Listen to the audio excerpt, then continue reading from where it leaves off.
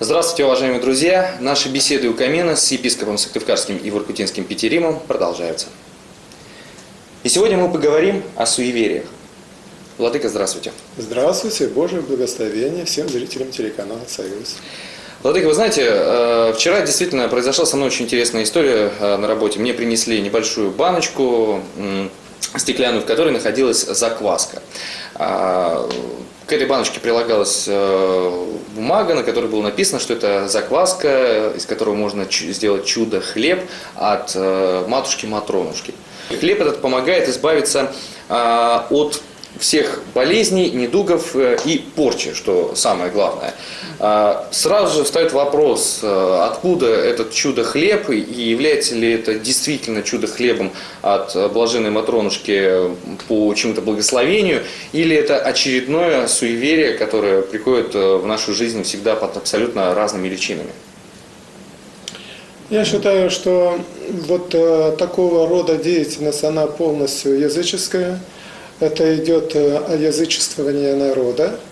И эта проблема, она была всегда, когда и язычники, и иудеи в первохристианское время старались помочь Церкви Христовой, помочь, конечно, в кавычках, а не так ли лучше или вот так лучше. Кроме того, это все же идет как мир, старая история вот этой ереси иудейской, возникшей в первое тоже время, когда оккультизм присоединился к иудаизму, и вера в перехождение душ в VII веке затем. И вот эта языческая линия, она как раз здесь вот и просматривается. Вот эта магия, вот этот оккультизм, неправославный экуменизм. И, конечно же, вот мы сильно сейчас этим обрабатываемся. Даже вот сказки руссконародные, и то толкуются сейчас некоторыми деятелями, философами. Вот, скажем, там оставил, значит, след Золушки, что ее туфелек, да? А это, значит, след в истории, как какой-то мистический знак от человека. Но старается везде языческую подоплеку вместо вот христианского толкования тех или иных сказок даже, скажем. Ну, то есть самое главное, мы должны понимать, что эту закваску православные христиане не должны брать. Ни в коем случае ни закваску, не увлекаться даже святыми землями, откуда бы то ни было. Превращаются наши кассы в кладбище. Но земля с Иерусалима, это понятно. Также и здесь есть благочестивые обычаи, это печать на гробе Господнем, да.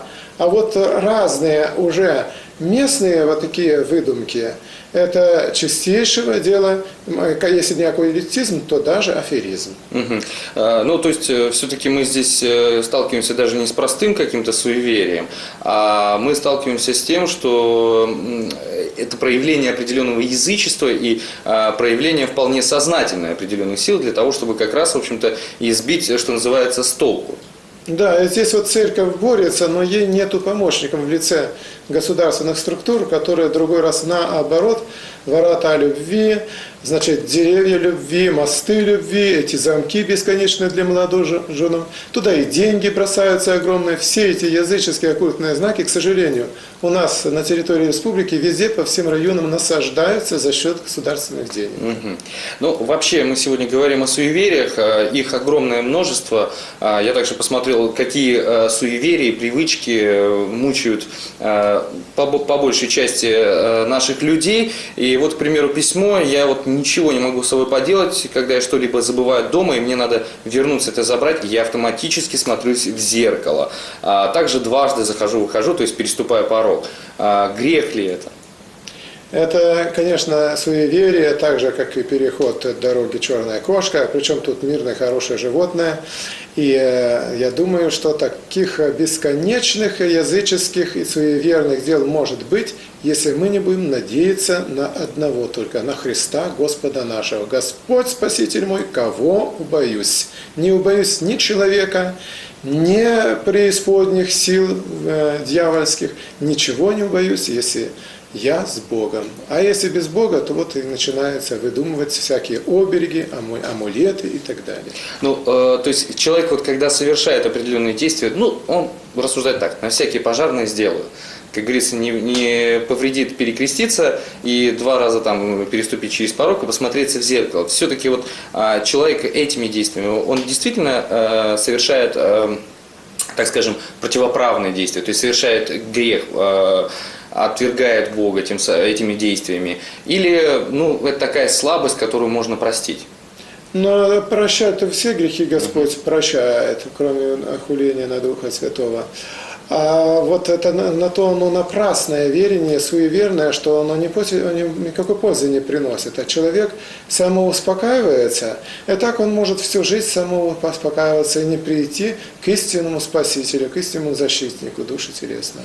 Ну, то есть суевериями он сам себе морочит голову, что называется, и голову, да, и душу. И вот он заполняет ту нишу, которая должна именно быть нишей церковной, именно той, которой жили наши деды и прадеды в истинной вере. Неправда, что там были суеверия, их сейчас просто раскручивают по телевидению, а ведь до революции, я уже говорил, что ЧП в Москве одно убийство за год, от года никакого.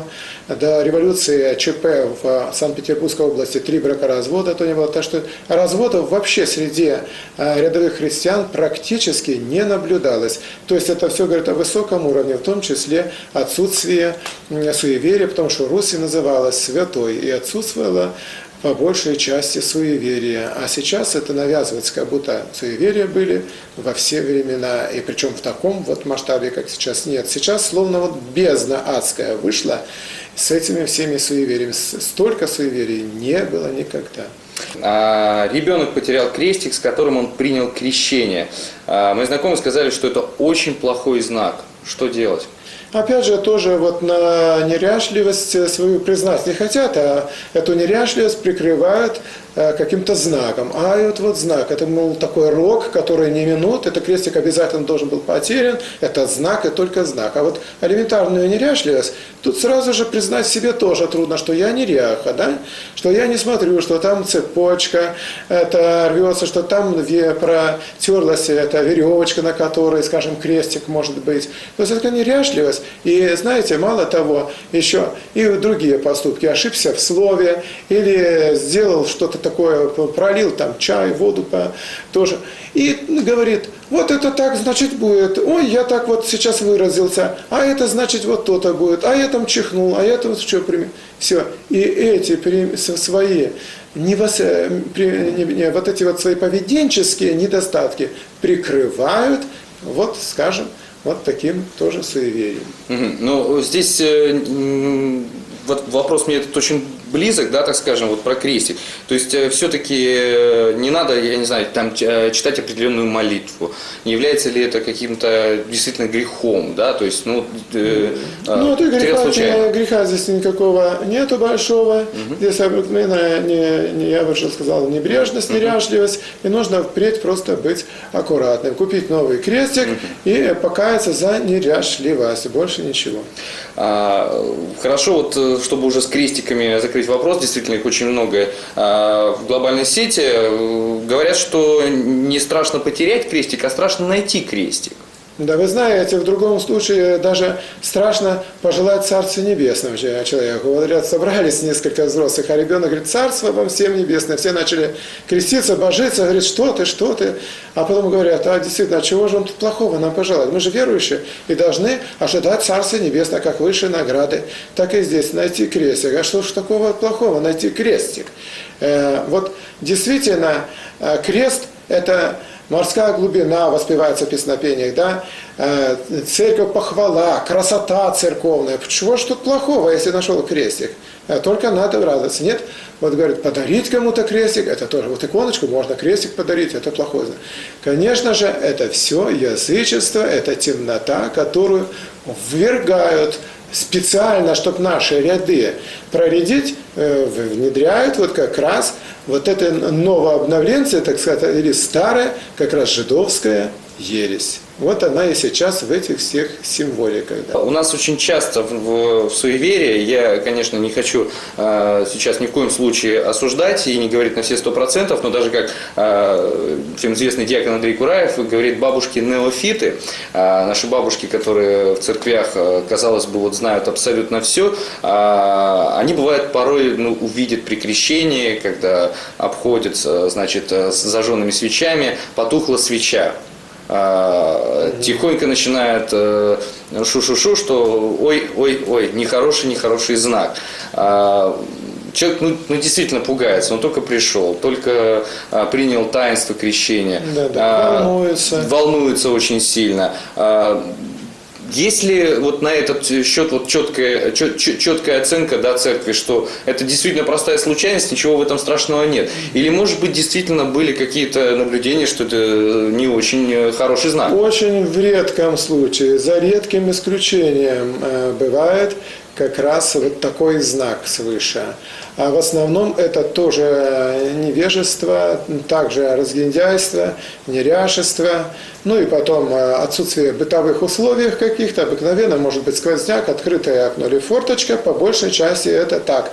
За редчайшим исключением, это как вот скажем, когда император Константин Византийский, значит, он обделался в крещальной купели, то патриарх сказал, от этого человека в будущем будут в церкви очень большие неприятности. И действительно, это был тот, который там и патриарху голову отрезал и так далее. То есть человек, который церкви нанес очень много беды. Угу. Но если взять все-таки вкупе абсолютно все суеверия, что должен вынести самое главное правило верующий, настоящий верующий православный христианин, он никогда не должен ни при каких условиях, в общем-то, не слушать никого и обращаться всегда за помощью, я так понимаю, к духовному отцу по разрешению того или иного момента. Потому что суеверий огромное множество, вот, но все-таки, как вы считаете, есть ли хоть какое-то рациональное зерно в них? В суевериях зерна никакого нет, но это есть это напрасное верование. А вот обращение к духовным отцам, оно всегда должно иметь совещательный смысл. Никогда нельзя принимать благословение как вот неотвратимое выполнение и послушание. Все-таки человек должен понимать, что это обращение – это совет. А кроме того, духовники могут порекомендовать обратиться к более мудрому духовному наставнику. Очень часто так бывало в истории, когда даже к духовнику одному, если прилеплялись духовные чада, он специально для умиротворения и снижения своей гордыни посылал к другому, говорит, вот ты у меня побыл, а теперь пойди вот к такому другому духовнику, спрашивай совета у него. То есть надо приводить человека к Богу, а не к себе. И мы можем где-то прочитать в Евангелии как раз вот об этом явлении, как суеверие. Говорил ли об этом Христос? Говорили ли об этом святые отцы, которые дают нам вообще все понимание нашей церкви?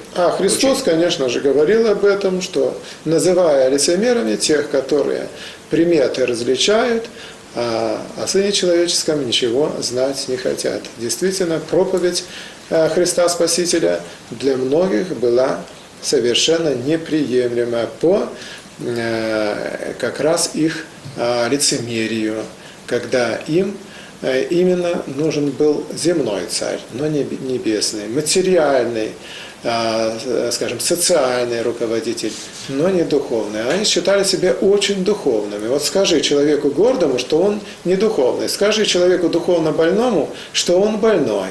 Конечно, это его только обидит, так и иудеи.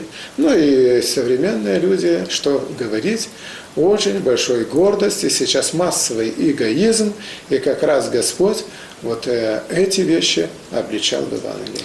Владыка, благодарю вас за сегодняшнее общение и надеюсь, что в самое ближайшее время наши беседы именно продолжатся. Спаси Господи, Божье благословение зрителям телеканала «Союз».